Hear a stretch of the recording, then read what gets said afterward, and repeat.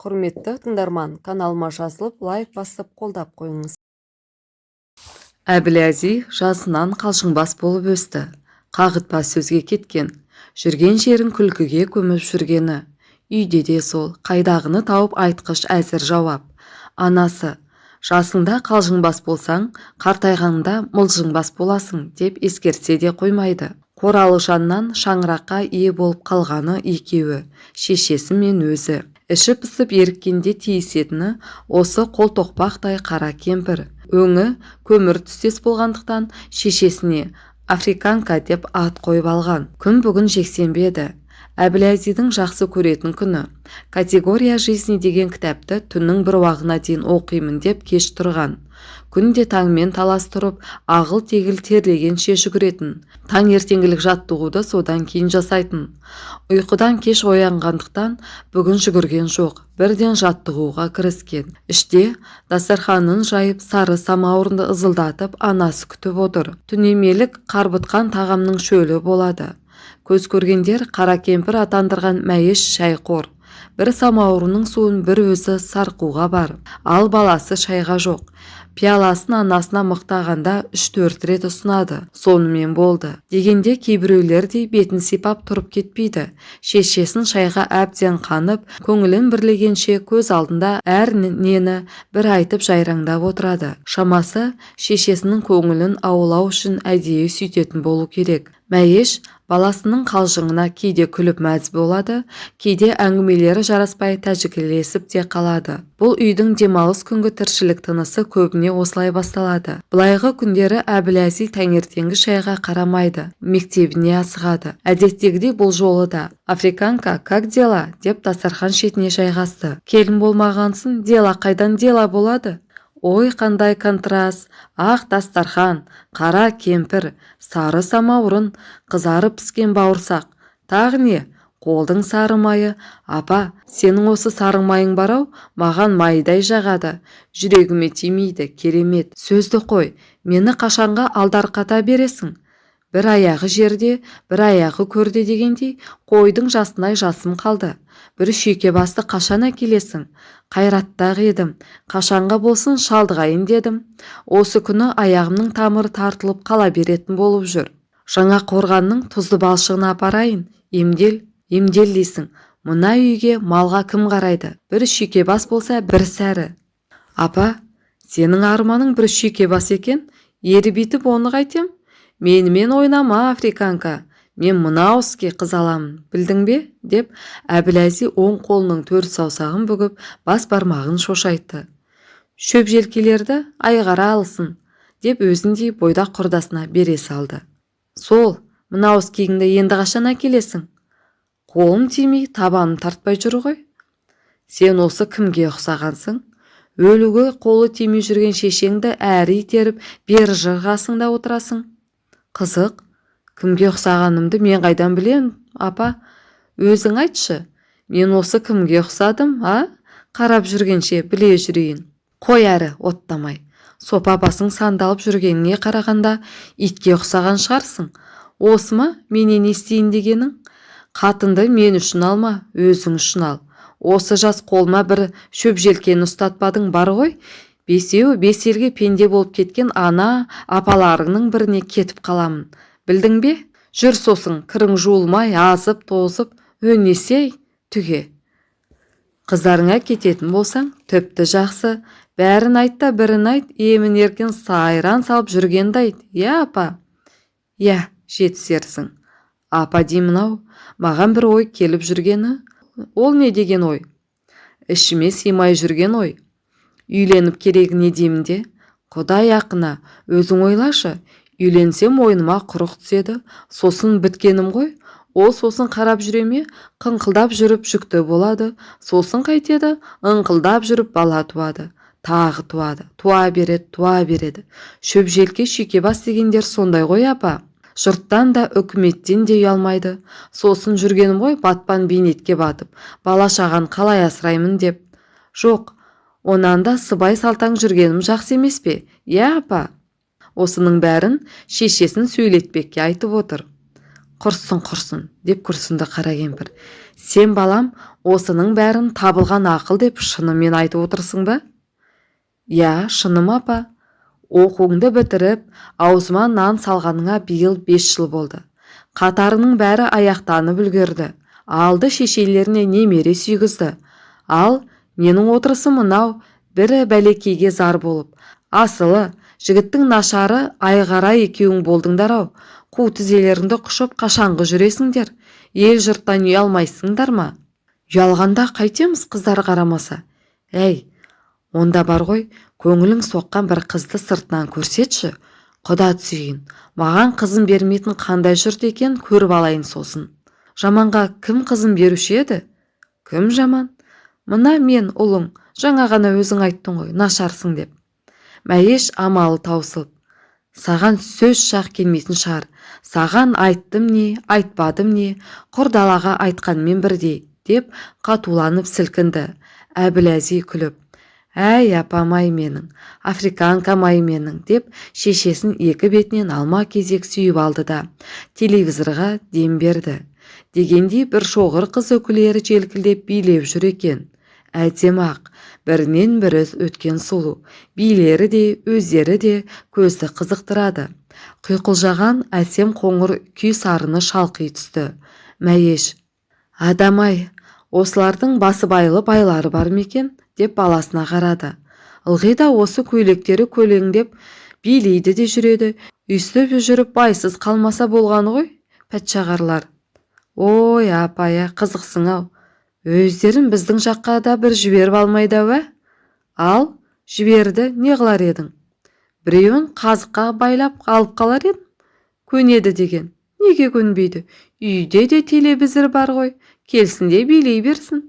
Ай апа, көзі жоқ әулесің-ау. Апаламай қой, қатынды мен өлгесін сыналарсың. Шешесінің көзі тірісінде аяқтанбай, көзі кеткенсін үйленіп, байғұс қара кемпірді өлтіре алмай жүр екен ғой деп, күллі көшеге күлкі болсосын, деп Мәйеш қыжым шапаны бүркеніп, теріс қарап жатып қалды. Бұл енді ұлына өкпелегені. Үйдің іші тым-тырыс. Қолында «Категория жизни» деген кітап. Әбіләзи сыртқа шығуға ыңғайлана берген. Шешесі қыжым шапанының астынан. Ананың көңілі балада, баланың көңілі далада деген. Менің көзім жұмылуын күтіп жүрген шығар, деп күңкілдеп жатыр. Әбіләзи күліп. Африканка, құры босқа жатып алғаның не? Басың ауырады ғой, деді де, не дер екен деп. Жынымды келтірме, осы жатқаным жатқан, деді зекіп, артынша шапан серпіп жіберіп. Не ағып тұрсың сілтейіп, баратын жеріңе, деді, дауысы құмығып. Апа, келініңді осы қазір бұрымнан сүйреп әкелсем бекен деп ойланып тұрғаным. Әй қасқа бала, немене, ен салып қойғаның бар ма еді? Бары бар ғой. Не дейді ойбай-ау? Олай болса немеге созбақтап жүрсің, а? Әне, үйленбейін десем де ойбай, үйленейін десем де ойбай, соншама не болды? Ойбайламай қайтейін? Ал, мен кеттім, африканка. Қайда жаным-ау? Келін әкелуге. Қандайын әкелсем екен, ә? Орыстан ба, кәрістен бе, жоқ әлде хакастан ба? Африканкадан, татардан, чукчадан. Ойбай, шүріштен болса да, бір бәлекейді әкеліп кіргізші, менің жаным тыныш тапсын десең. Мәйеш енді жаталмады. Әппірім-ау деп, бір-екі ұмтылып тұрды төсегінен.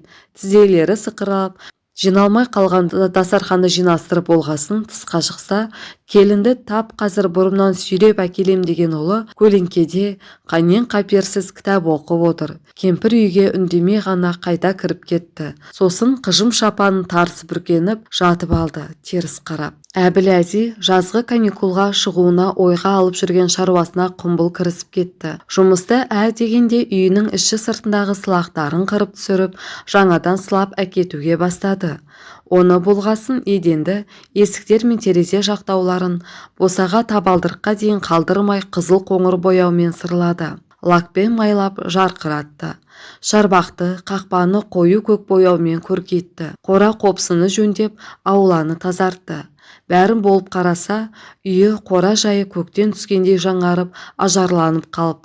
Молодец, африканканың ұлы, деді өзіне өзі. Енді бір бойыңды жазып қыдыруыңа болады. Ол өзіне өзі солай десе, қайным деп үйірсектеп, ойнақылана қылмыңдап жүреді. Көрші үйдің келіні Мәйешті жағалады. Әжеші, балаңыз осы жас аяқтанады-ау шамасы, қимылына қарағанда, деп жетіп келді. Айтқаның келсін қарағым, замандасын ғой, өзінен сыр тартып көрмедің бе? Сыр тартып көрейін десем, қашқақтайды. Білгені ішінде, өзін ауыздандырып жеңгелік парызынан құтылсам ба деп едім. Құрсын, ой не дегенің?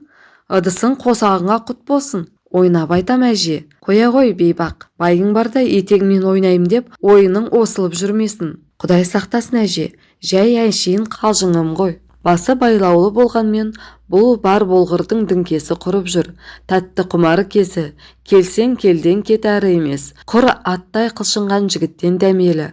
Оның сымбаты мен қайратты қызығады. Телевизор көріп, немесе газет журналға шұғылып, оңаша отыратын сәттерін кәдімгідей аңдып жүргені. Сондайда буы ыстық бойдақтың басын айналдырып бағады ақ. Бірақ жігіт илікпейді. Өзіне ынтызар Керімнің ынтығын әзілмен бәсеңдеткен болады. Бұлайда қалжыңбас жігіт айталмасын ба? Қырғын анекдоттар мен ішек сілесін қатыра күлдіріп есін алады. Қимасы бөрітіп жүрген пәтшағардан сөйтіп құтылады. Ол да есесін жібермей бағады. Кейде Әбіләзиге үй шаруасына қолғабыс тигізуін өтінетіні бар. Сондайда әзілдеген болып, кіндігің жылыға тисін дейді демі дірілдеп, алабұртып. Қолғабыс еткен үшін айтқан алғысы ішкі тілегі. Әбіләзи оның ойынан шығып тілегін жандыруға көрші ақысы, тәңір ақысы деген киелі кеден сескеніп тартынады. Араларына қыл өтпейтін бұл екі үй Әбіләзидің бала кезінен көршілес болатын. Шешесінің бастасы, Шабылшал мен кемпірі Әтиманың бір баласындай болып кеткені қашан. Олар да бұны туған ұлынан кем көрмейді. Ардан аттай салға көңіл қошының соқпайтын бір себебі сол. Әтиманың келіні, ой әже, балаңыз қандай қызды жетелеп келер екен, деп күрсінді. Қайдам қарағым, Алла бір иман жүзді балаға жолықтырғай деген ақ тілектің үстінде жүрмін ғой, деп қара кемпір де күрсінді. Содан бокс қапшығын күні түні төмпештеумен жүрген Әбіләзи бір күні аяқ астынан жоқ болып кетті. Әне келер, міне келер деумен иманын айтып зәресі қалмаған қара кемпірге ас батпады. Солай алаң жарлы болып қобалжып жүргенінде ұлы телефонмен хабарластын. Ташкент кетіпті. Шешесі аң-таң, қашан қайтасын деуге ғана шамасы жетті. Баласы әзір осында жүре тұрамын деді. Бұл саған не дейін аман болсаң болар деп іркіліп қалды. Содан тағы бір жет өткен шамада ұлы тағы да телефон шалып шешесінің амандығын білді. Бұл жолы Самарқаннан хабарласты. Ферғана, Бұқара, Үргеніш барған. Амандығын білдіргенмен неғып қиырда жүрген мән жайын айтайын демейді. Ал шеше байқұс баласының бұл жүрісінің не жүріс екенін білмей шерменде. Қырғын қыздан тек бір қызды, сонша жігіттен тек бір жігітті ұнатқан екеуі осы жаз қосылуға уағдаласқан еді. Бір-бірін ес біле бастағаннан білет. Бір мектепте оқыды. Бала 2 класс ілгері, қыз 2 жыл кейін. Бір-біріне қаршадай кездерінен ынтыққан. Баяғы қозы менен баяндай. 8-ші бітірген жазда қыздың үйі облыс орталығына көшті. Бұл мектепті бітіруіне дене мәдениеті институтына, ал қыз дәрігерлік оқуға түсіп, екеуі бір қалада оқып жүрді. Жігіт оқуын жеріне жеткізгісін қызға қыңқылдаған. Қыз оқуымды тиянақты бітірмей өкшемді көтермеймін. Шын мендік болатын болсаң күтесің деп бірден кесіп айтты. Институтын бітіргесін де мамама 1 жыл нан жегізбегенім қалай болады деп тағы тартыншақтады. Содан амал қайсы, сүйген жүрек бәріне көнеді екен. Сонымен не керек? Әбіләзи қалыңдығын күдерін үзбей күтті, шыдап бақты. Айтарыңыз не? Осы жазға көзі бір қызарып, бір қарауытып әрең жеткен жігіт қалыңдығын алғашқы 24 күндік демалысына шығуына еркіне қоймай жетектеп ел асып кеткен еді. Анасына айтқан серті бойынша бұрымынан сүйреп. Енді екеуінің той алдында әрі қыдырып, бой жазып, әрі қалыңдық ойнап жүрген жүрістері ғой. Сайранды салып, бабалардан қалған тарихи мұраларды аралап, Гүлсінай жігітінің ойынан шықты. Әжеші, әже, сүйінші, балаңыз келіншек әкелді, деп тағы бірдеңелерді айтып көршідегі келіншек таңмен талас ала кеуімде табалдырықтан сүрде қабына аттап кіріп келсін ентігіп. Сүйіншімді бересің ғой, я әже, деп Мәйіштің дегбірін алып барады. Мәйіш, не дейді жарығым-ау, деп омалып намаз оқып отырған орнан үш ұмытылып шақ тұрды. Жай намаз жаюлы қалды. Алла, шынымен бе? Жеттім бе, жеткіздің бе? Кемпір байғұс денесіне егер алмай тәлтірек деді. Апыр-ау, маған не болды әлінен айырылып? Көңілге болмаса табан астында құлын тастаған бейдей буыны босап барады. Құдай-ау, өңім бе түсім бе, дей берді апалақтап сол бойы. Сен неғып қалшиып қалдың? Мені сыртқа шығарсайшы, деді сүйінші сұрай келген келіншекке ол. Ойбай-ау, шынында, деп ол кемпірді қолтығынан алды.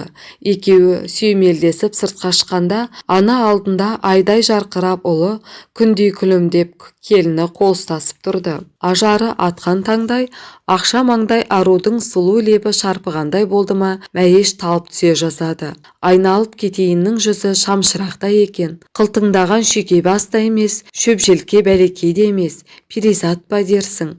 Алла кешіре гөр, тіл аузым тасқа, деді ішінен. Қашан келінді болар екен деп санамен сарғайып жүрген байғұстың кәрі жүрегі атқақтап қоя берген. Еркек бала құсап спорттық форумда киініп алған ару тізесін бүгіп сәлем етті. Бұл дауысы дірілдеп. Бәрекелде, мұңсыз бол, деді баласы қарап тұрмай. Міне, біздің африканкамыз осы. Ауданда единственный. Әкем баяғда қой бағып жүрген кезінде Африкаға командировкамен барып ертіп келген. Содан бері біздің үйде жүр, деді әзіл қойлығына бағып. Ал Мәйіштің көңілі де, көзі де басына әлі жаулық түспеген келінінде. Ұлының әзіліне жымиып күліп тұр. Мәйіш оны, келші бері құлдығым, деп құшағына қысып екі беттен маңдайынан құшырлана сүйіп алды. Қадамың құтты болғай, шыбыным. Алла бағыңды ашқай, деді кемсеңдеп. Тап осы сәтте Әбіләзи де абдырап сәмсіреніп анасын аяп толқып тұрғанды. Африканка бізге қарамайын деді ме? Келінін көргенсін, деді жайраңдап. Қаңғы басым. Неше күн, неше түн болды жаман шешеңнің зәресін зәр түбіне кетіргеніңе, деп ұлын да құшақтай алды.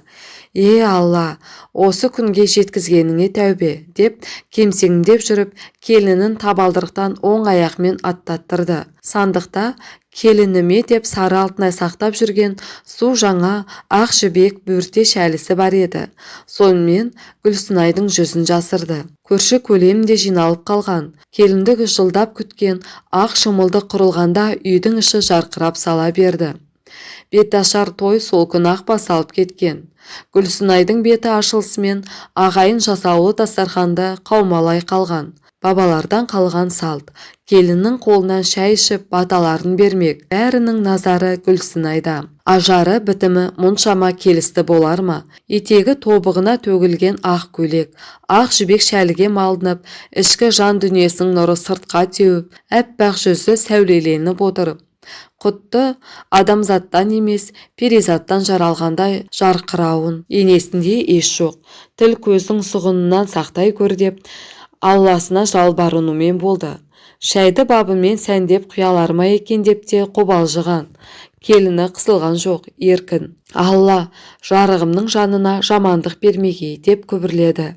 Бір самауырын сарқылып, екінші самауырын бұрқырап келе қалғанда, Мәйіш, шіркіндердің аңқалары кеуіп қалған екен деп, іштей шайқорларға киіп алды. Көпшілікті шақырған үлкен той ертеңіне кешкілік аудан орталығындағы жалғыз ресторанда болды.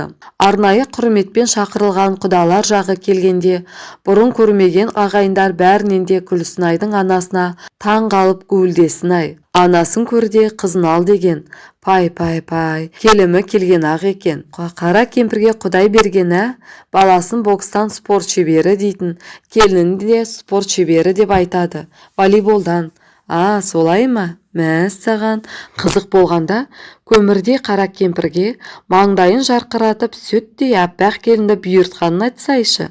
Ойпырмай десейші, жаман жәуті кемпірдің аузың салымы барына не дерсің? Бала мықты ғой, бала мықты болса солай болады.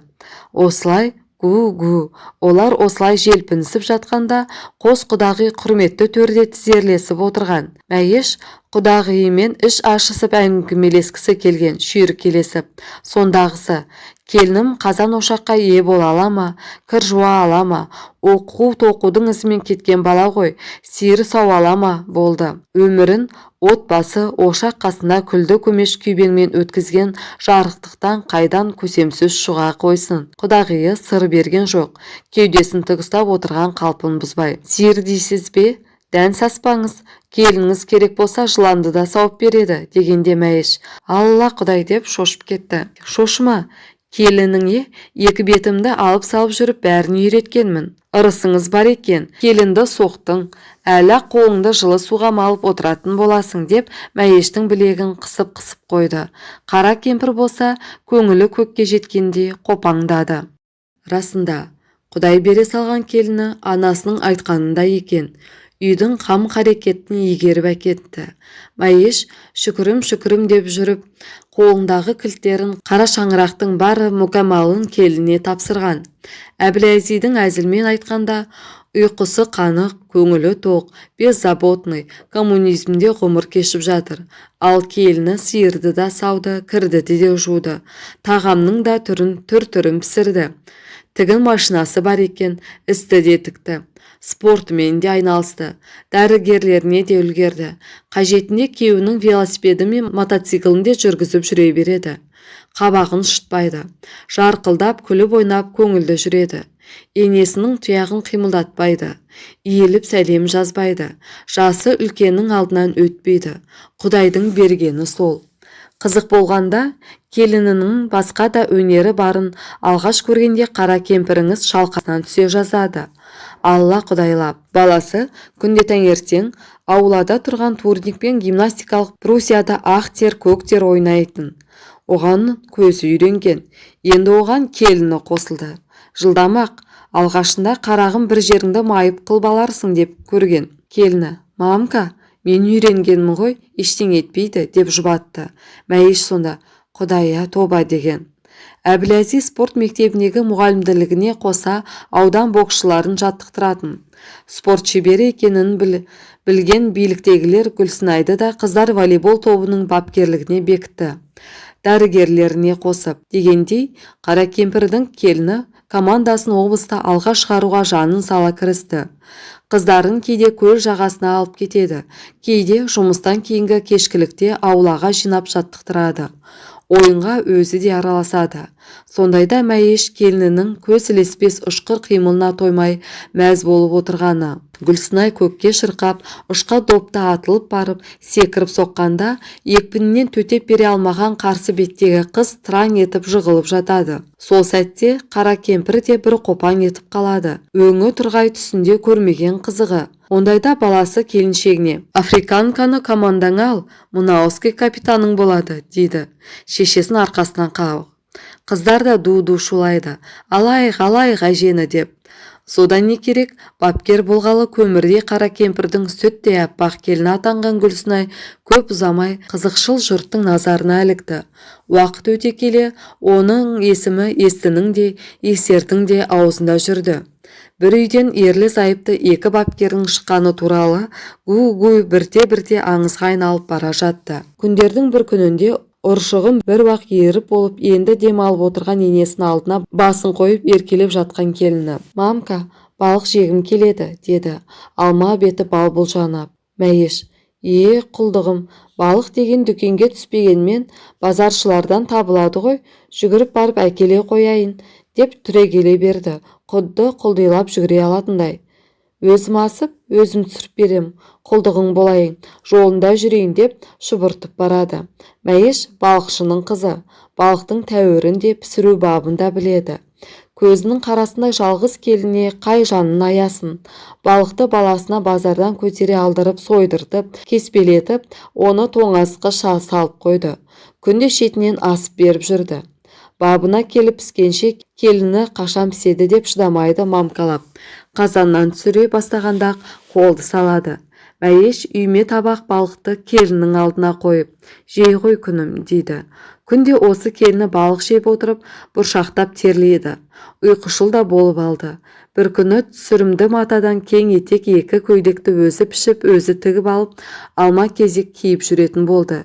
Мәйеш те қамдана бастады. Кезінде перзенттерін бөлеген құтты бесігін теңін шешті. Келінін қасына шақырып алып, «Мынау Әбілеш жаның иісі сіңген жастығы, мынау сүйек шүмегі, мынау шыны түбегі, мынау шыттай жаңа жаялықтар, ырымға деп сақтап қойған едім» деп бір-бірлеп көрсетіп жатты. Ал Әбіләзи болса, «Категория жизни» деген серияның 3-ші шығарылымын оқып бітіріп, енді 4-шісін бастаған еді. Соны креслода жайбарақат оқып отыр. О, дариғай, не деген дәурен еді, естен кетпес.